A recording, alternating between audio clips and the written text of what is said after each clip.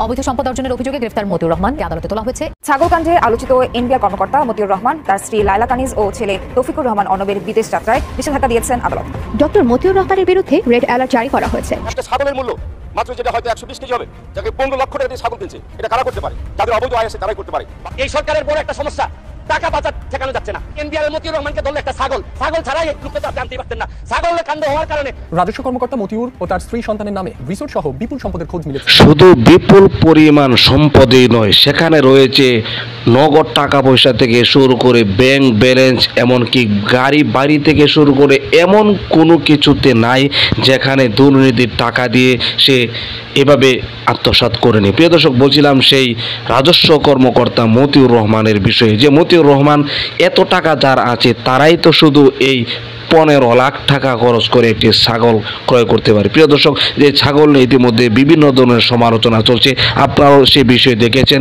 এই রাজস্ব কর্মকর্তা মতিউর রহমান সেই বেনজির, এমনকি আইজিপি পুলিশের যে আইজিপি বেনজির, এমনকি অপরদিকে যে রয়েছে আরও কিছু দুর্নীতিবাজ যাদের নাম আমি এখানে উল্লেখ করছি না সরাসরি, আপনারা সকলে জানেন, তাদেরকে এই বেনজির সহকারে আরও যারা দুর্নীতি ধরা খেয়েছে তাদের থেকে তুলনা করলে এই রাজস্ব কর্মকর্তা মতিউর রহমান কোনো অংশেই কিন্তু কম নয়। প্রিয় দর্শক, ইতিমধ্যে সে ধরাও পড়েছে, বিশেষ করে আপনাদেরকে দেখাবো যেখানে সে হাতে নাতে ধরা পড়েছে এই রাজস্ব কর্মকর্তা মতিউর রহমান, এমনকি তার গোটা ফ্যামিলি সবাই ধরা পড়েছে ইতিমধ্যে। প্রিয় দর্শক, এই জন্য গুরুত্বপূর্ণ ভিডিওটি অবশ্যই 1 সেকেন্ডেও না টেনে ধৈর্য সহকারে শেষ পর্যন্ত দেখার অনুরোধ রইল। প্রিয় দর্শক, তার আগে বলতে হচ্ছে, আপনি যদি আমাদের চ্যানেলে নতুন দর্শক হয়ে থাকেন অবশ্যই চ্যানেলটিকে সাবস্ক্রাইব করে পাশে থাকা বেল বাটনটি অন করে দিবেন। প্রিয় দর্শক, কথা না বাড়িয়ে ভিডিওতে একটি লাইক দিয়ে দেখতে থাকুন সম্পূর্ণ ভিডিওটি।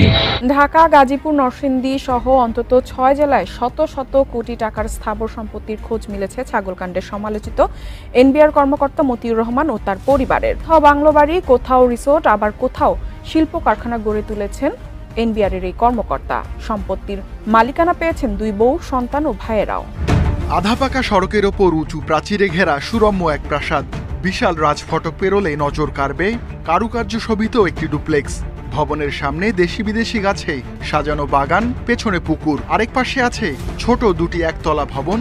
অনেকের কল্পনার প্রাসাদ রাজস্ব কর্মকর্তা মতিউরের স্ত্রী লায়লা কানিজের গ্রামের ঠিকানা। নরসিংদীর রায়পুরার মরজালে বছর 2 আগে নির্মাণ করা হয় এই প্রাসাদ। দ্বিতীয় স্ত্রী শাম্মী আক্তারের গ্রামের ঠিকানাও কম সুন্দর নয়। চারদিক সবুজে ঘেরা, মাঝখানে একটি দৃষ্টিনন্দন ডুপ্লেক্স। ফেনীর সোনাগাজী উপজেলার সোনাপুরে এই বাড়িটি নির্মাণ করা হয় 10 বছর আগে। দ্বিতীয় স্ত্রীর নামে ঢাকায় রয়েছে আরও অন্তত 2টি ফ্ল্যাট। সবচেয়ে বড় কথা হলো উনি আমার ভগ্নিপতি, ওরা আমার শিবু আমার ছোট বোন, এই হলো আমার ভাগিনা, সেটাই হলো আমাদের বড় পরিচয়। স্থাবর সম্পদের ভাগ প্রথম স্ত্রী বেশি পেয়েছেন বলে জানা গেছে। রাজধানীর বসুন্ধরা আবাসিক এলাকার ডি ব্লকে লতায় মোড়ানো 7তলা এই ভবন লাকির নামেই। ভবনের 7ম তলা বিশেষভাবে সাজানো। এখানেই বাস করেন মতিউর ও লাকি। এর 2 ভবন পরে 13.5 কাঠা জমিতে নির্মাণ করা হচ্ছে 15 তলা বিলাসবহুল ভবন। সুইমিং পুল, ব্যায়ামাগার সহ আধুনিক নানা সুবিধায় ভরপুর হবে এই আধুনিক পরিবেশ বান্ধব ভবনটি। স্থানীয়রা জানান, এই জমির মালিক মতিউরের পরিবার।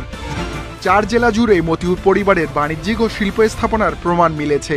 নরসিংদীর মরজালে প্রায় 100 বিঘা জমির ওপর পার্ক কাম রিসোর্ট গড়ে তুলেছেন মতিউরের স্ত্রী। বিশাল লেক, শিশুদের রাইড, বাংলো, বাগান, কি নেই সেখানেই। এই পার্কের মালিক আমি তো জানি ডক্টর মতিউর রহমান। ওরা আমার 1 লাখ 2 লাখ করে 4 লাখ টাকা দিছে, এরপরে আর কোনো টাকা হতো না, আর জমি দল করে না। গাজীপুরের টঙ্গীর এই বিশাল কারখানার নাম এসকে ড্রিমস। প্যাকেজিং সামগ্রীর প্রায় 40,000 স্কোয়ার ফিটের এই কারখানার মালিকানায় রয়েছেন মতিউর রহমানের ভাই। কাজ করেন 1,500-এর বেশি কর্মী। ময়মনসিংহের ভালুকায় প্রায় 300 বিঘা জমিতে এই কারখানার নাম গ্লোবাল শুজ। এই কোম্পানির চেয়ারম্যান মতিউর রহমান নিজেই। মানিকগঞ্জের অনেক ড্রিমস কারখানায়ও রয়েছে মতিউর ও তার পরিবারের মালিকানা। রাসেল ভাইপার সাপ চলে আসছে মাননীয় স্পিকার। এই সাপ আসার কারণে সরকারে যখন সাপ আসে প্রকৃতিতে বেজি থাকে, এই বেজি করে কি সাপরে নিয়ন্ত্রণ করে। কিন্তু এই সরকারে দেখা যাচ্ছে বিভিন্ন জায়গায় রাসেল ভাইপার আছে, কিন্তু বেজি ওই পরিমাণ নাই যে এই সাপরে ধরবে। মাননীয় স্পিকার, আপনি দেখেন এই আমাদের প্রতিষ্ঠানগুলা কত দুর্বল হয়ে গেছে। আমাদের প্রতিষ্ঠান একজন ভদ্রলোককে দুদক ধরতে পারে নাই, একজন ভদ্রলোককে এনবিআর ধরতে পারে নাই, বাংলাদেশ ফাইন্যান্সিয়াল ইন্টেলিজেন্স ইউনিট ধরতে পারে নাই। আর এনবিআর এর মতিউর রহমানকে ধরলে একটা ছাগল ছাড়াই এই লোকটা তো আপনি আনতেই পারতেন না। এনজির কাণ্ড, মাননীয় সাবেক আইজিপি উনি এত বড় হয়ে গেলেন, মন্ত্রণালয় জানলো না, মাননীয় স্বরাষ্ট্রমন্ত্রী জানলেন না। এই বাচ্চাটা এত বড় হয়ে গেল, আর কিছুদিন সুযোগ পাইলে পুরা গোপালগঞ্জ কিনে ফেলতেন এই বেনজির সাহেব। তারপরে এইটার দায় এই মন্ত্রণালয় এড়াইতে পারে না মাননীয় স্পিকার। এক ছাগলকাণ্ডের নাস্তানাবুদ সদ্য এনবিআর থেকে সরিয়ে দেওয়া মতিউর রহমান। 1 টাকার ছাগল যে লক্ষ টাকার বাগান খেয়ে ফেলে সেটি হাড়ে হাড়ে টের পাচ্ছেন তিনি। 15 লাখ টাকার ছাগল বের করে দিয়েছে মতিউর রহমানের সম্পদের পাহাড়। একে একে বেরিয়ে আসে দেশে বিদেশে থাকা সম্পদ ও ব্যাংকে থাকা মতিউর আর তার পরিবারের হাজার কোটি টাকা। এবার 15 লাখ টাকার ছাগলের জন্য মতিউর রহমান হারাতে বসেছেন সব সম্পদ। সদ্য সাবেক এই এনবিআর সদস্য ও তার স্ত্রী সন্তানদের ব্যাংক হিসাব স্থগিতের নির্দেশ দিয়েছে বাংলাদেশ ফাইন্যান্সিয়াল ইন্টেলিজেন্স ইউনিট। আগামী 30 দিনের জন্য মতিউর সহ তার স্ত্রী সন্তানদের 8টি ব্যাংক হিসাব স্থগিত রাখতে নির্দেশনা দিয়েছে সংস্থাটি। একই সঙ্গে পুঁজিবাজারে থাকা বেনিফিশিয়ারি ওনার হিসাবও স্থগিত করার নির্দেশ দেওয়া হয়েছে। এরই মধ্যে ছাগলকাণ্ডে আলোচিত মতিউর রহমানের অর্থ পাচার সংক্রান্ত অভিযোগের অনুসন্ধান শুরু করেছে দুর্নীতি দমন কমিশন। তার কারণে এনবিআর এর কাছে তার ব্যক্তিগত নথি, বেতন সংক্রান্ত তথ্য ও তার স্ত্রী পুত্রের নামে ব্যবসা পরিচালনা সংক্রান্ত অনুমোদনের রেকর্ডপত্র চেয়েছে দুদক। এদিকে ছাগলকাণ্ডের পর মতিউর রহমানের দেশে বিদেশে থাকা অঢেল সম্পত্তির তথ্য বেরিয়ে আসলে এনবিআর এর কাস্টম এক্সাইজ ও ভ্যাট অ্যাপিল ট্রাইব্যুনাল থেকে সরিয়ে অর্থ মন্ত্রণালয়ের অভ্যন্তরীণ সম্পদ বিভাগে সংযুক্ত করা হয় মতিউরকে। সোমবার সোনালী ব্যাংকের পরিচালক পদও হারিয়েছেন তিনি।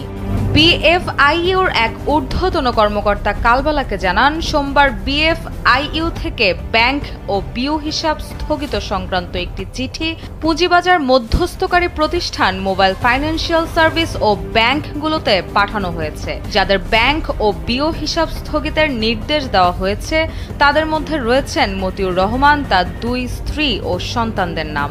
আগামী 5 কার্যদিবসের মধ্যে তাদের ব্যাংক হিসাব খোলার ফর্ম, কেওয়াইসি, লেনদেন বিবরণী তথ্য সরবরাহের জন্য নির্দেশ দেওয়া হয়েছে। কাস্টম এক্সাইজ ও ভ্যাট অ্যাপিল ট্রাইব্যুনাল থেকে সরিয়ে দেওয়ার আগ থেকেই কর্মস্থলে অনুপস্থিত মতিউর রহমান। তাকে অর্থ মন্ত্রণালয়ের অভ্যন্তরীণ সম্পদ বিভাগে সংযুক্ত করা হলেও সেখানে তিনি এখনো যোগদান করেননি। প্রিয় দর্শক, আশা করি সম্পূর্ণ ভিডিওটি দেখলেন। ভিডিও থেকে অবশ্যই বুঝতে পেরেছেন এই বেনজির আহমেদের মতো এই আরেকজন দুর্নীতিবাজ, সেটি হলো মতিউর রহমান, রাজস্ব কর্মকর্তা মতিউর রহমান, যেখানে এই কুরবানি ঈদ উপলক্ষে 15 লাখ টাকা দিয়ে একটি ছাগল কিনে কিন্তু সে বিপদে পড়ে গিয়েছেন। তখন থেকে তার এই ধন সম্পদ নিয়ে তল্লাশি শুরু করে, এমনকি সেও এই দুর্নীতির নামে সেও ফেঁসে যায়। প্রিয় দর্শক, শুধু ফেঁসে যায়নি, প্রকৃত দুর্নীতিবাজের মধ্যে সে মতিউর রহমান একজন অন্তর্ভুক্ত। প্রিয় দর্শক, এভাবে কিছু মানুষ আজ সরকারিভাবে চাকরি করে, এমনকি সরকারি কর্মকর্তা হিসেবে তারা দেশের কোটি কোটি টাকা, হাজার কোটি কোটি টাকা আত্মসাৎ করছে এই বেনজির, এমনকি আইজিপি মতিউর রহমানের মতো। প্রিয় দর্শক, অবশ্যই তাদের কি হওয়া উচিত, তাদের কি শাস্তি হওয়া উচিত, বিস্তারিত কমেন্টে লিখে দিবেন, এমনকি ভিডিওটি শেয়ার করে সকলের মাঝে ছড়িয়ে দিবেন। প্রিয় দর্শক, আজকের মতো এখানে শেষ করছি। ভালো থাকুন, সুস্থ থাকুন, আবারও দেখা হচ্ছে পরবর্তী ভিডিওতে।